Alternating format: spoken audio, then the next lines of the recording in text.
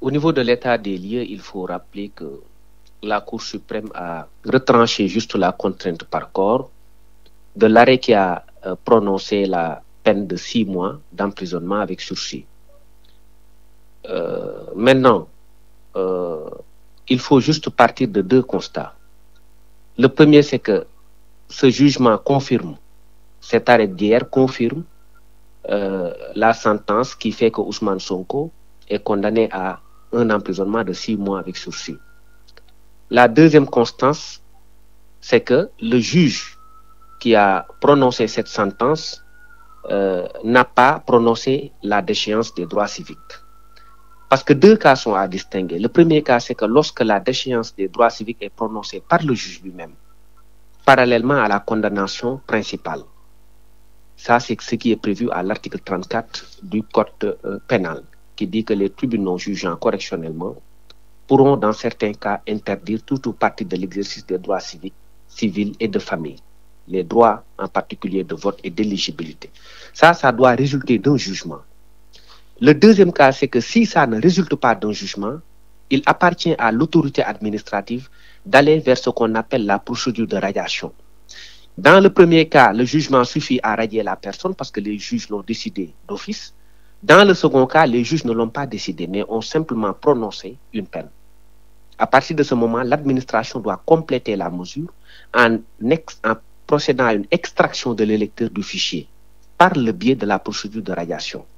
Ça s'est passé comme ça dans l'affaire, par exemple, Adji Raby Sarr, dans le cadre de la procédure de contumace, où Ousmane Sonko a subi cette radiation-là administrative avec un procès à Ziguinchor, un procès à Dakar et un autre procès à Dakar qui l'a réhabilité.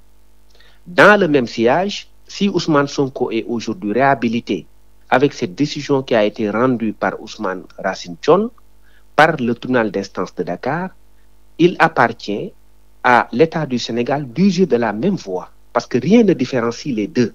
La diffamation est un délit, la contumace est un état résultant d'un délit de corruption de mineurs. Si pour la contumace, on doit passer par la procédure de radiation, ça a été le cas.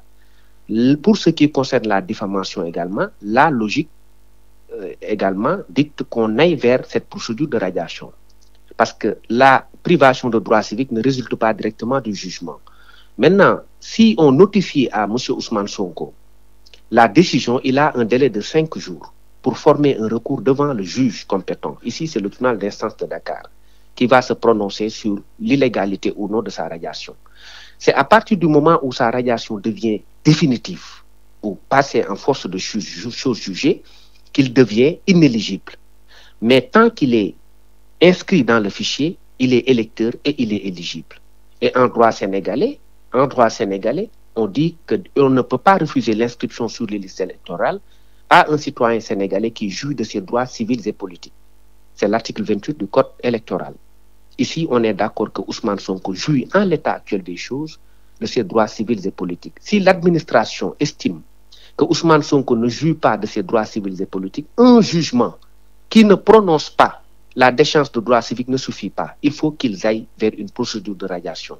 Je vous l'ai dit, ils l'ont déjà fait dans l'affaire de contumace. Ils doivent également obéir à la même logique parce que c'est ce que prévoit la loi. Ils le savent, ils l'avaient su d'autant plus qu'en pareille circonstance, ils ont admis qu'ils avaient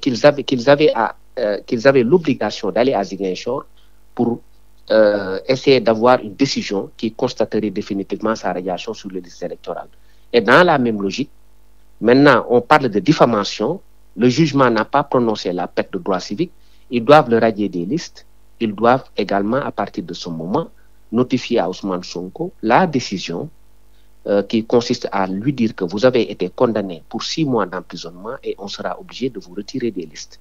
À charge pour M. Ousmane Sonko d'organiser son recours dans le cadre d'une procédure normale de radiation qui aboutira à une décision définitive de la Cour suprême.